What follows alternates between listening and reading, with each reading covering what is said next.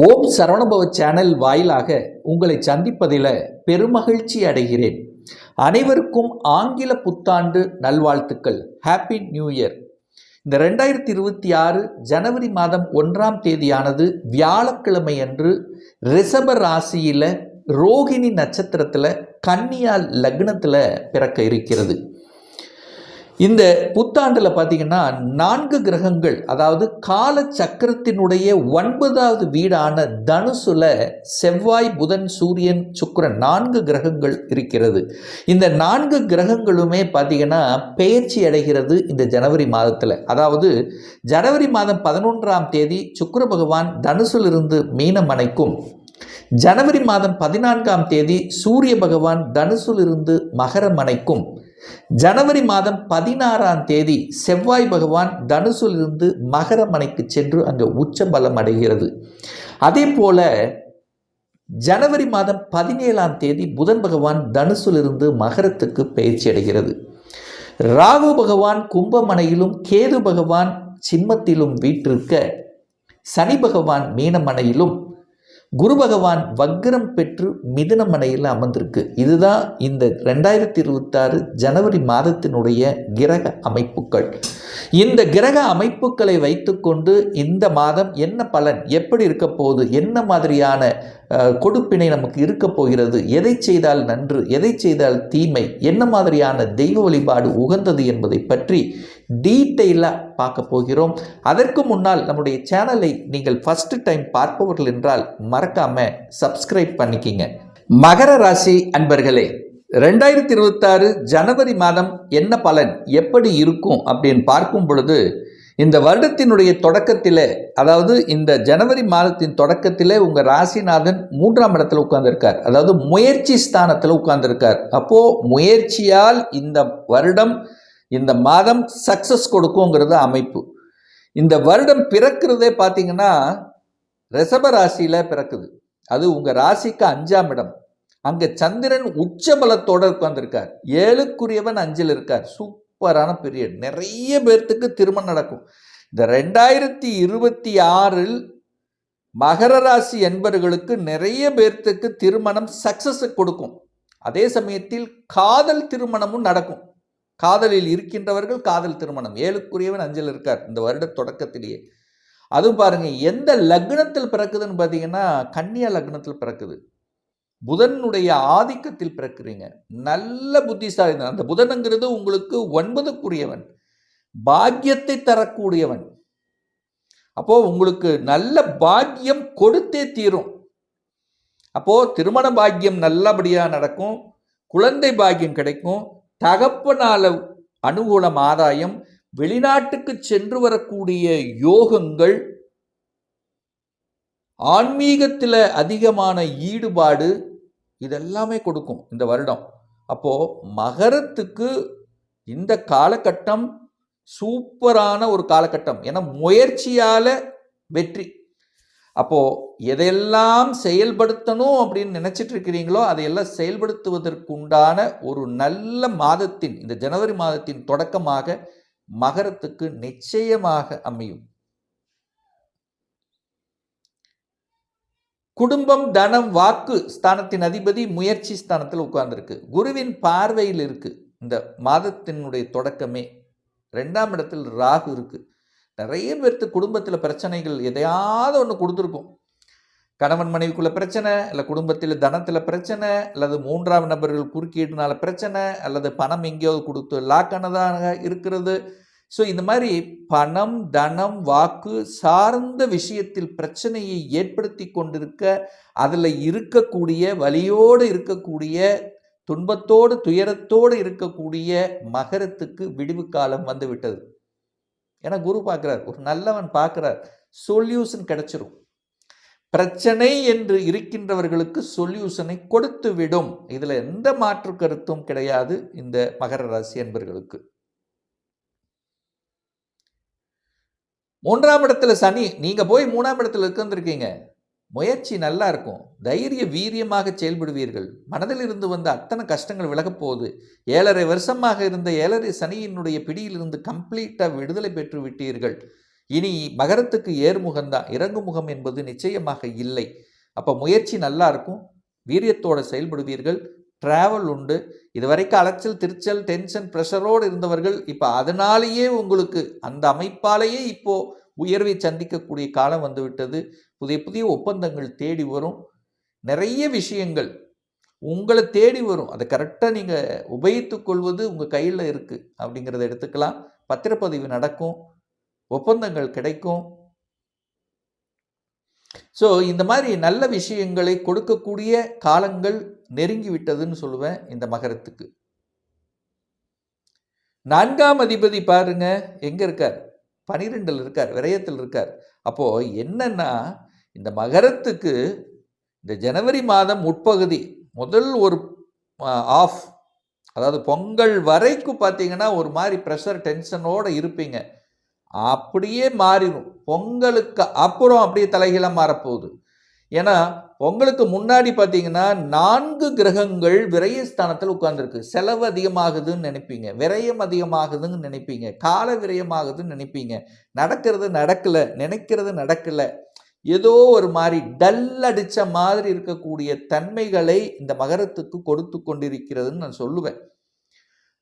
ஆனால் பொங்கலுக்கு அப்புறம் அப்படியே தலைகீழாக மாறப்போகுது. எப்படி சார் அப்படின்னீங்கன்னா 13/1/2026 அன்று சுக்கிர பகவான் மகரத்தில் உங்கள் ராசியில் வந்து அமரப்போகிறார். அப்போ இந்த மகரத்துக்கு சுக்கிரன் யார் அப்படின்னா 5க்குரியவன், பூர்வ புண்ணியஸ்தானத்தின் அதிபதி, பஞ்சமஸ்தானத்தின் அதிபதி, காதல் ஸ்தானத்தின் அதிபதி, தொழில் ஸ்தானத்தின் அதிபதி தான் சுக்கிரன். அதாவது உங்களுக்கு ராஜயோகத்தை தரக்கூடிய கிரகம் சுக்கிரன். சுக்கிரன் தான் உங்களுக்கு யோகத்தை தரக்கூடிய 9 கிரகங்களில் அதிக பலன்களை கொடுக்கக்கூடியவன் சுக்கிர பகவான். அவர் உங்கள் ராசியிலேயே வந்து உட்கார்ந்துருக்கார். அப்போ இந்த காலகட்டம் தான் சூப்பரான காலகட்டம். அதாவது எப்போ 13/1/2026 அப்புறம் பூர்வ புண்ணியம் பலப்படும், தொழில் ரீதியாக இருந்து வந்த கஷ்டங்கள் விரயங்கள் அப்படியே போயிடும். விரயமாக இருந்தது, கஷ்டமாக இருக்குது, வேலையில் அழுத்தமாக இருக்குது, ப்ரெஷராக இருக்குது, எல்லாம் சரியாயிரும். நிறைய பேர்த்துக்கு அரசாங்க வேலை கிடைக்கக்கூடிய அமைப்புகள் சந்தர்ப்பங்கள் அந்த காலகட்டம் தான் உண்டு. ஏன்னா 5க்கும் 10க்குரியவன் உங்கள் ராசிலேயே வந்து உட்கார போகிறார். அரசாங்க வேலை கிடைக்கும். குழந்தைகளால் டென்ஷன் ஆகிட்டு இருக்கவங்கெல்லாம் இப்போ ரிலாக்ஸ் ஆயிடுவீங்க. என் பேச்சை கேட்கல, தூரத்தில் இருக்குது, கொஞ்சம் கஷ்டமாக இருக்குது, மனசு கஷ்டமாக இருக்குது, ஹெல்த்தில் ஏதாவது பிரச்சனை கொடுத்துட்ருக்கு, என் பேச்சை கேட்க மாட்டேங்குது. ஸோ இந்த மாதிரி இருக்கிறவங்க எல்லாம் கரெக்டாகக்கூடிய காலம் இந்த பொங்கலுக்கு அப்புறம் அப்படின்னு எடுத்துக்கலாம். அப்போது தொழிலையும் மேன்மை கொடுக்க போகுது, குழந்தைகளாலையும் அனுகூலம் ஆதாயம் கொடுக்க போகுதுன்னு எடுத்துக்கலாம். அடுத்து பார்த்தீங்கன்னா சூரிய பகவான். அந்த சூரிய பகவான் எங்கே வந்து உங்கள் ராசியில் வந்து அமரப்போகிறார், 8க்குரியவன் தான். ஸோ சூரியன் உங்கள் ராசியில் வரும்போது ப்ளஸ் பாயிண்ட் என்னென்னா தன்னம்பிக்கை அதிகரிக்கும். சூரியனை போல் ஸ்ட்ரைட் ஃபார்வர்டு இருப்பீங்க, வளைஞ்சு நெளிஞ்சு கொடுக்க மாட்டீங்க. அங்கே தான் பிரச்சனை. அப்போ செவ்வாயும் சூரியனும் 2 வெப்ப கிரகங்கள், ஆக்ரோஷ கிரகங்கள்னு கூட சொல்லலாம். ராசியில் உட்காரும்போது கோபமும் ஆக்ரோஷம் அதிகப்படுத்தும். ஏன்னா 8க்குரியவன் சூரியன். அப்போது உங்களை டெம்ட் ஆக்கி பார்ப்பாங்க. ஸோ அது மட்டும் போகக்கூடாது.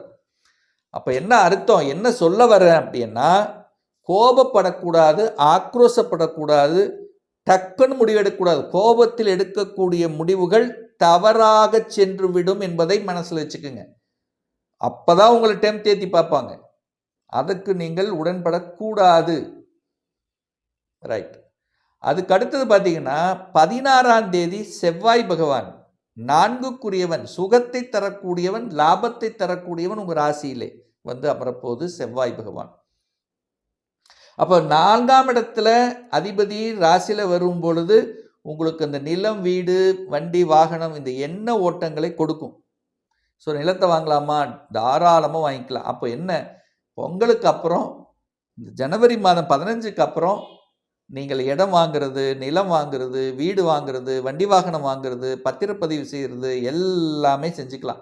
ஏன்னா புதனும் வந்து உட்கார்ந்துருக்கார். புதன் தான் புத்திக்காரகன், புதன் தான் எழுத்து சம்மந்தப்பட்ட டாக்குமெண்ட் சம்மந்தப்பட்ட.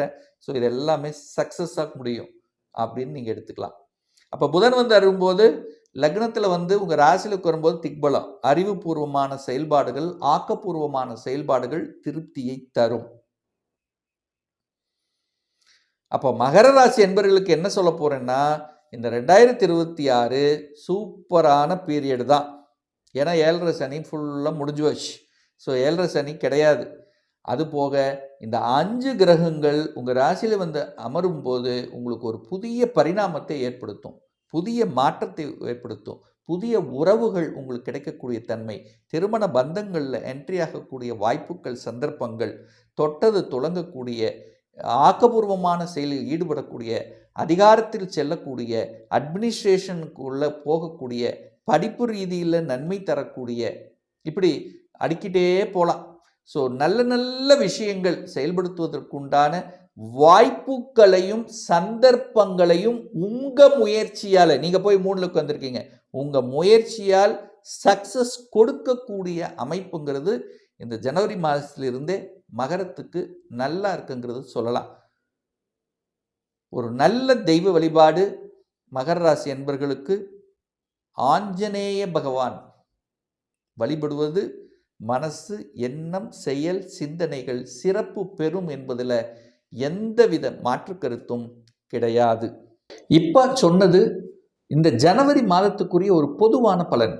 ஒரு துல்லிய பலன் வேணும். உங்கள் ஜாதகத்தில் கிரகங்கள் எப்படி இருக்குது, என்ன ஆதிபத்தியம் பெற்றிருக்கு, எந்த டிகிரியில் இருக்குது, இப்போ நடப்பு தசாநாதன், புத்திநாதன், அந்தர்நாதன், சூட்சமநாதன் எப்படி இருக்குது என்பதை பொறுத்து நீங்கள் கேட்கக்கூடிய எந்த கேள்வியாக இருந்தாலும் சரி, 2026 சொந்த தொழில் செய்வதற்கான கொடுப்பினை இருக்கா, அப்படி இருக்கக்கூடிய பட்சத்தில் எப்போ நம்ம சொந்த தொழிலை ஆரம்பிக்கலாம், திருமணம் தடைப்பட்டு கொண்டே இருக்குது, எப்போ தான் நமக்கு திருமணம் நடக்கும், எந்த கோர்ஸ் எடுத்து படித்தா நம்மளுடைய ஃப்யூச்சர் நன்றாக இருக்கும், எப்போ நமக்கு இடமாற்றம் ப்ரமோஷன் கிடைக்கும், எப்போ குழந்தை பாக்கியம் கிடைக்கும், எப்போ வீடு கட்டுவேன், இது போன்ற கேள்விகளுக்கு துல்லியமான பதிலை நம்மால் கூற முடியும். ஒரு பர்சனல் கன்சல்டேஷன் எடுத்துக்கணும், சுயஜாதகம் பார்க்கணும் என்று விருப்பப்படக்கூடிய அன்பர்கள் டிஸ்பிளே தெரியக்கூடிய நம்பருக்கு வாட்ஸ்அப் மூலியமாகவோ ஃபோன் கால் மூலியமாகவோ தொடர்பு கொண்டு நேரடியாகவோ அல்லது ஆன்லைன் மூலியமாகவோ கன்சல்டேஷன் எடுத்துக்கலாம். நம்மளுடைய அலுவலகம் கோயம்புத்தூரில் அமைந்துள்ளது. அதாவது கோயம்புத்தூரிலிருந்து மேட்டுப்பாளையம் செல்லும் வழியில் வெள்ளக்கிணர் பிரிவுக்கு பக்கத்தில் அன்னபூர்ணா ஹோட்டலுக்கு அருகாமையில் அமைந்துள்ளது. பிரியர் அப்பாயின்மெண்ட் வாங்கிட்டு நேரடியாக கன்சல்டேஷன் எடுத்துக்கலாம். மீண்டும் ஒரு நல்ல பதிவில் உங்களை சந்திக்கும் வரை உங்களிடமிருந்து விடைபெறுவது உங்கள் அஸ்ட்ராலஜர் டாக்டர் சதீஷ்.